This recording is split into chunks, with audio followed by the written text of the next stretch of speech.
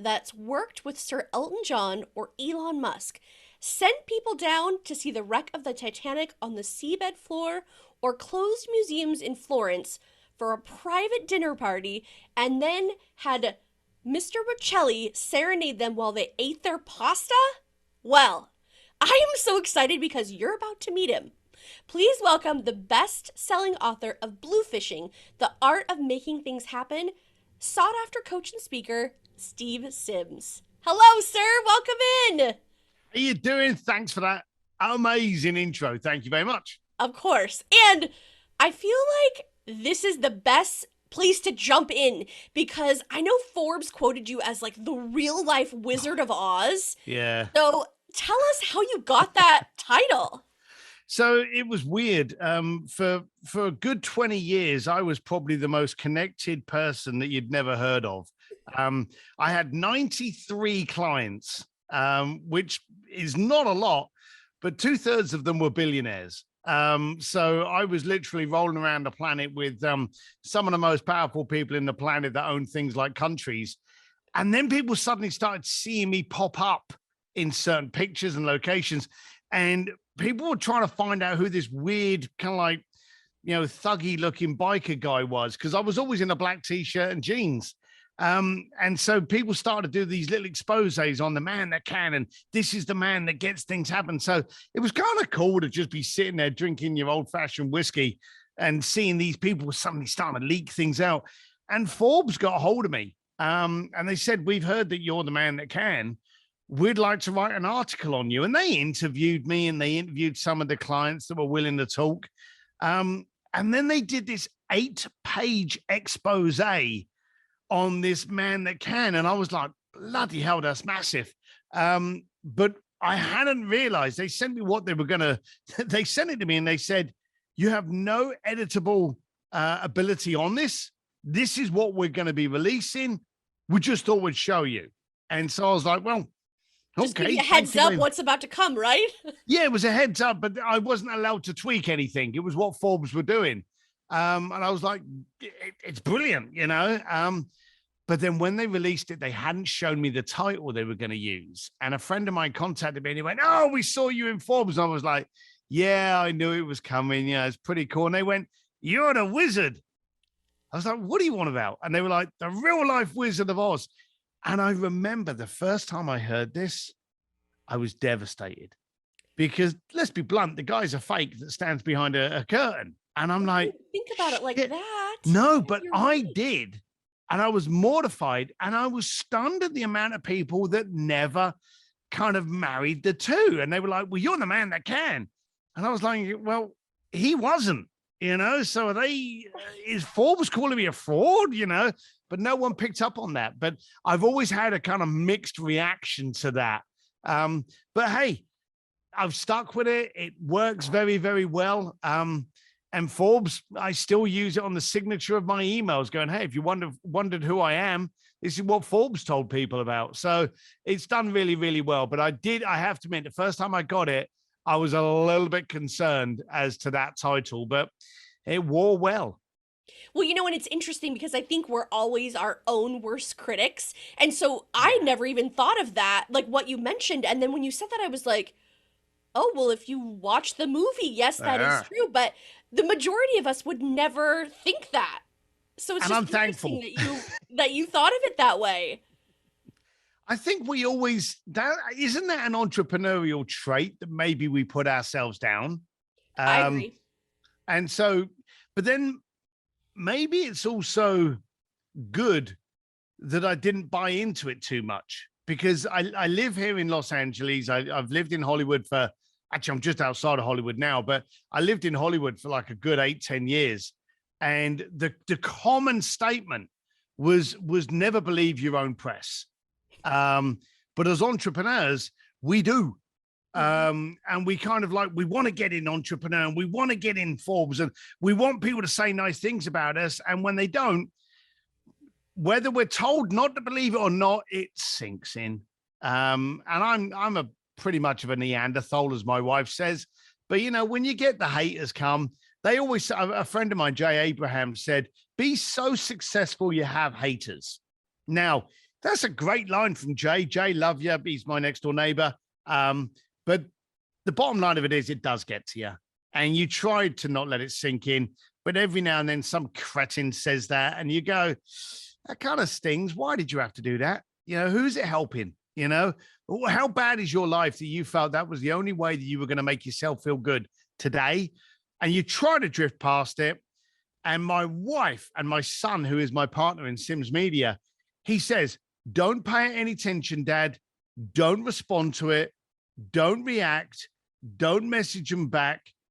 And I ignore all that. And I'm like, all right, let's play, and I'll often, which you're not, and anyone out there, don't do it. It only adds fuel to the fire. It only gives these idiots what they want, which is your attention. But I'm afraid I am renowned for doing that.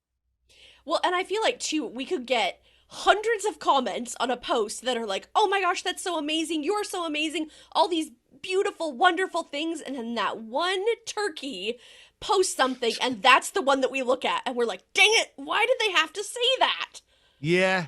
But you have to just, and you literally have to just go, all right, they're in a place of life. But, someone will say something nasty, and I'll go, so what are the foundations for your comment? And 9 times out of 10, you'll never hear from them again. In fact, funny enough, I've got coaching clients, and I had a coaching call before this podcast with a guy that actually wrote something not vicious, but coarse to one of my postings. And I contacted him, and I think I remember saying something like, where are you in life that you found what I said to alienate you enough that you had to respond with this? And he's now a coaching client. So I dared actually speak to him, which a lot of people don't. A lot of people with their hate messages, they will delete it, or they will block them, or they will hide them. And if they're idiots and they're just out there looking for violence and, there's no substance behind it, but do understand, we all have different points of our life. And sometimes, and this is an important lesson for any entrepreneur out there, the message that you are putting out there is irrelevant. It's how it's being received that is the truth. So you may think what you're saying is positive and uplifting, maybe alienating to somebody else.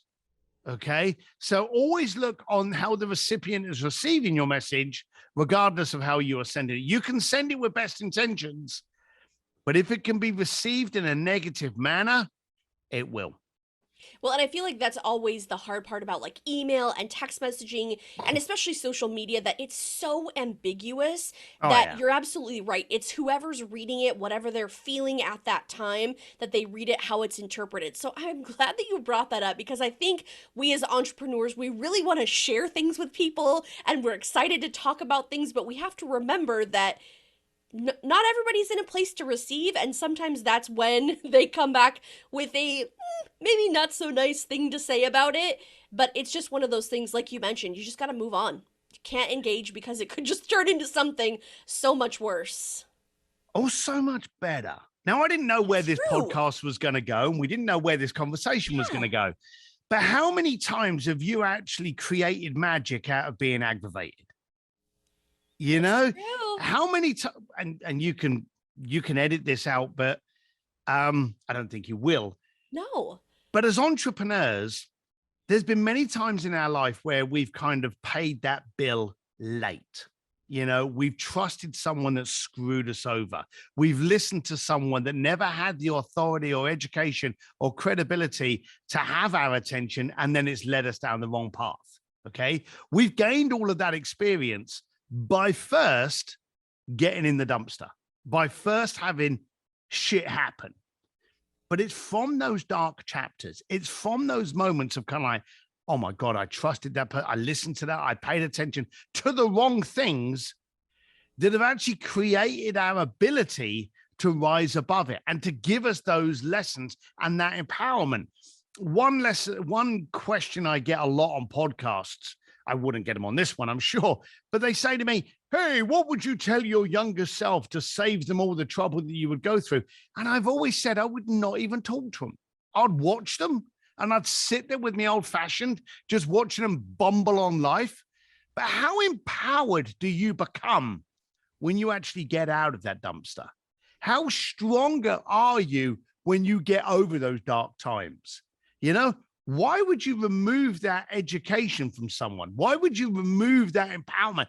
That's your kryptonite. That's your shield. That's your cape. You know, wear it with honor.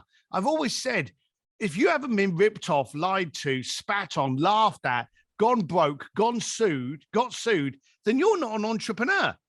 You know, all of those things are what needs to happen for you to earn your stripes so you can stand up and go, I'm an entrepreneur. I'm not a wantrepreneur. I'm not the person who wants all the limelight without doing the hard work. That's the wantrepreneurs badge of honor, you know?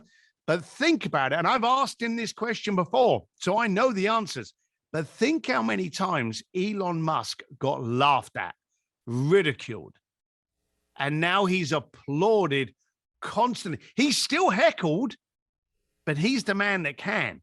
So, and I literally asked Elon a question similar to that, and he responded with, they will always laugh at you before they applaud. It's true. And you know what? That brings up my favorite quote, which is, it's not about the setback, it's about the comeback. And I think that we as entrepreneurs kind of, when you have been kind of drug through the gravel face first, you kind of, you know, toughen up and be kind of fearless in that aspect. So do you think that that's something that you were born with, or did you develop it as this entrepreneurial journey like evolved? I'd love to hear more about that. So my wife actually said, and we had a dinner party here, and we had a couple of people that were stars in a new Marvel movie. So we were playing this game about what is your superpower, and it was a pretty impressive dinner party that I was at my house, and I was kind of in awe of the people I had at my party. But my wife said my superpower is the power of ignorance. And I remember when she said that, I thought to myself, that's not very kind. I think I'm getting a divorce here. But she said that the power of ignorance, and I think a lot of entrepreneurs have this, we can't see where it's going to go wrong. We can't see that it's going to go any other way than the way that we are dreaming it, envisaging it, you know? And it's that power of ignorance to just keep going on when so many people are sitting by the sidelines going, well, that's not going to come out well. You're not going to be able to pull that off. But how many times does an entrepreneur pull something off only to look back to see a bunch of people gasping, going, how the hell did you pull that off? It's because while you are planning it and forecasting it and getting out your trigonometry charts to see how this can possibly be done, we're out there trying it. And every time it goes wrong, we go, whoop, that didn't work because of this. I'm not going to do this again. And then we get 2 steps further. See, while you're planning it, I've tried it 20 times, failed 19, and I'm sitting at the winning post. So I think all entrepreneurs have the power of ignorance. And I think that's part of our superpower. That is so brilliant that she said that, because you're absolutely right. You think about all the people, like you were talking about Elon, like everybody was laughing and like, oh, that's never going to work. You're never going to make that work. And then he comes out the other side and it worked. And he was able to do it. And there's so many entrepreneurs that are playing dodgeball and that are like, I got it. I don't know which way it's going to go, but I'm going to figure it out. And like you said, we're going to end up at the end while everybody else is still consulting their spreadsheets trying to figure out if it'll work. And hasn't COVID been brilliant for that? Now, premise, before I get all the hate mail again, it's been a terrible time. There's been people that have lost family members. I respect that. But I'm talking about entrepreneurial spirit and business.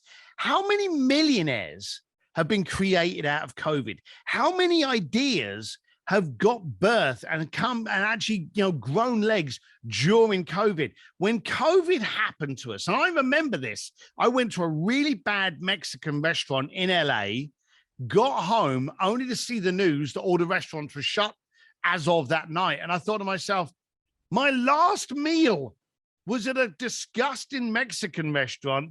Damn it. And we then had all of this time. But the following day, I remember the great words of Sean Stevenson. And he said, make sure it's done and happens for you, not to you. And I thought to myself the following day, I can't go out. All my speaking gigs are canceled. All of my physical one-on-one coaching platforms are shut.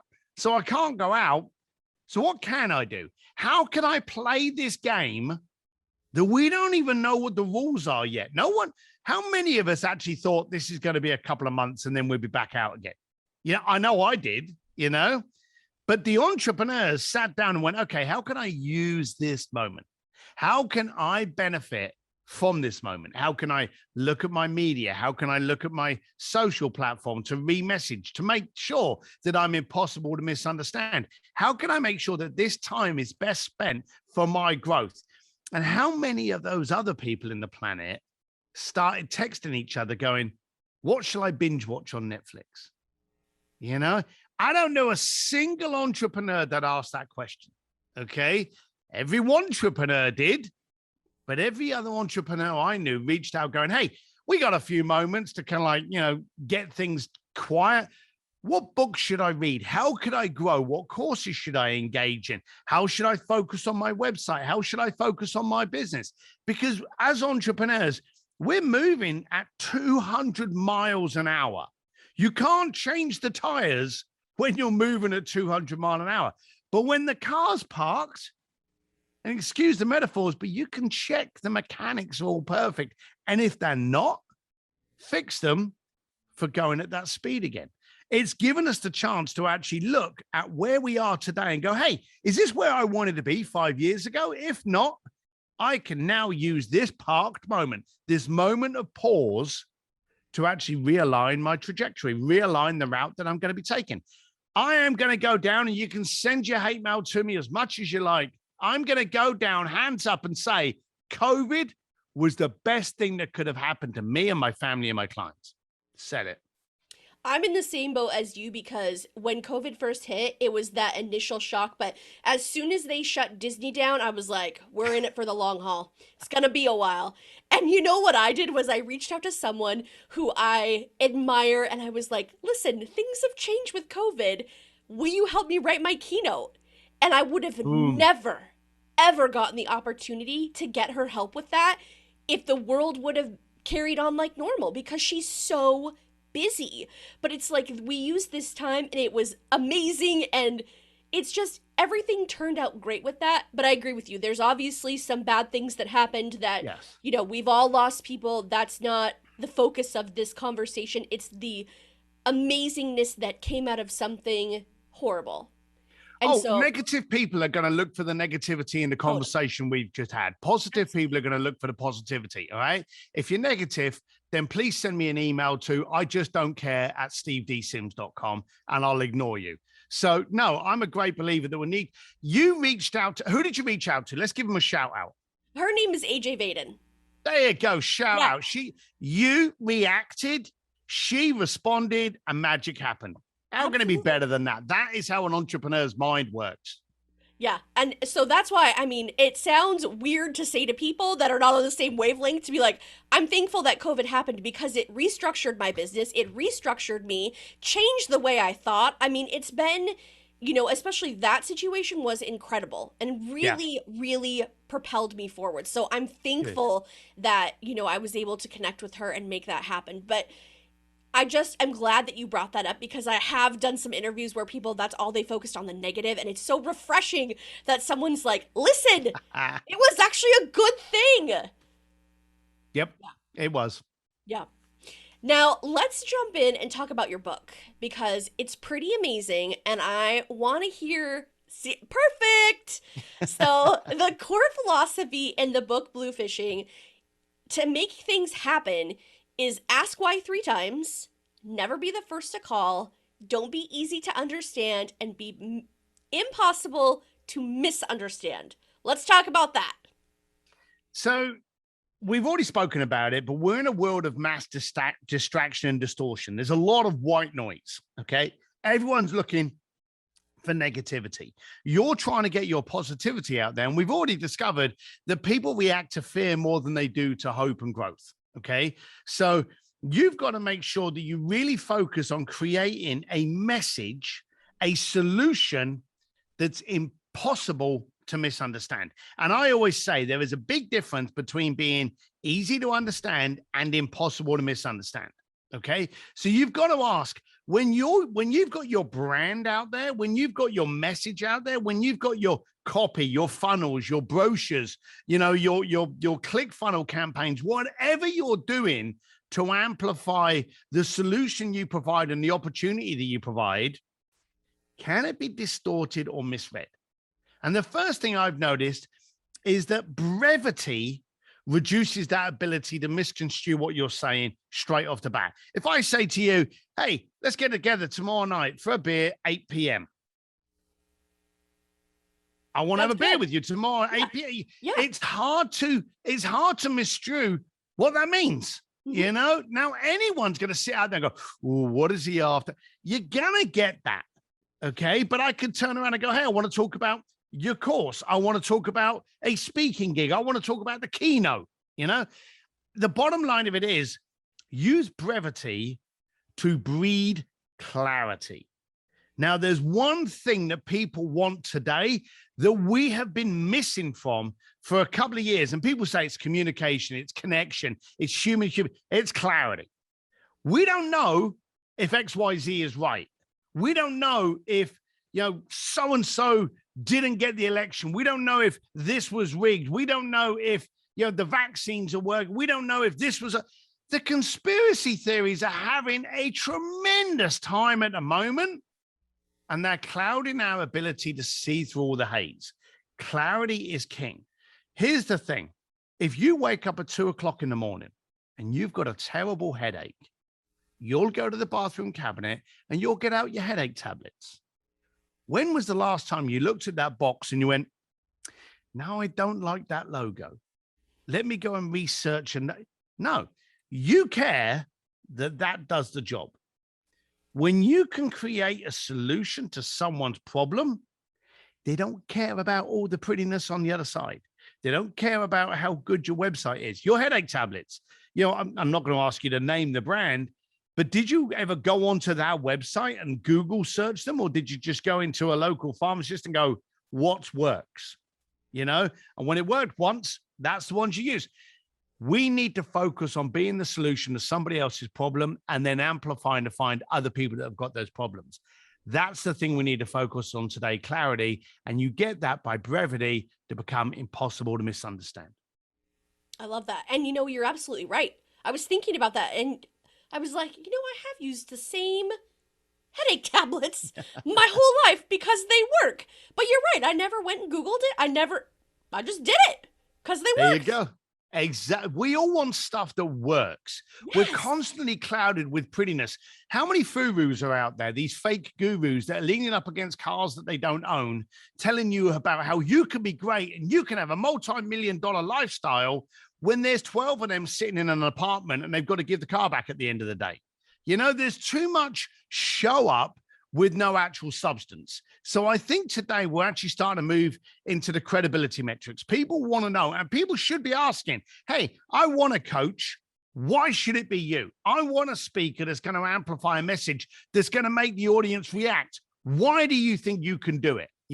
People should be asking those questions. It's not rude when someone shows up and says, hey, I'm looking for this. Why should I choose you? It's not rude. It's smart. So start asking questions. My wife often, and bearing in mind, I met my wife, she was 16, I was 17. So we've been together forever.